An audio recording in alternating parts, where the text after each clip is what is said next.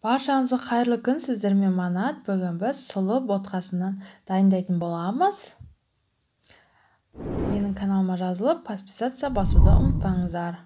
Бізге ең алдымен қажетті сүтімізді отқа жақсы қайнатып алып, бетіне осындай овсяный каша, яғни сұлы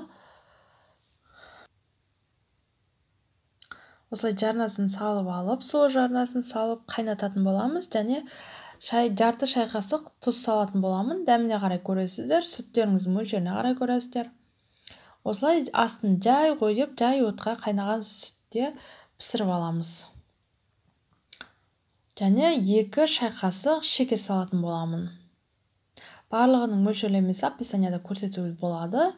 Таңғы асқа өте керемет ботқа десек те болады. Осылай бірнеше минут қозғап отырып, 5 және 7 минут арасында жай отқа пісіріп аламыз. Өте жұмсақ болу қажет. Дайын кашамыз уже.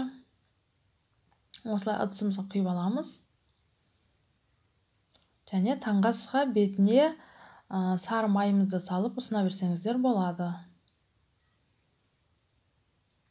Қараңыздар, өте дәмді ас таңғы асқа. Осылай бетіне сары майымызды салып, ерітіп, араластырып, таңғы асқа іше берсеңіздер болады.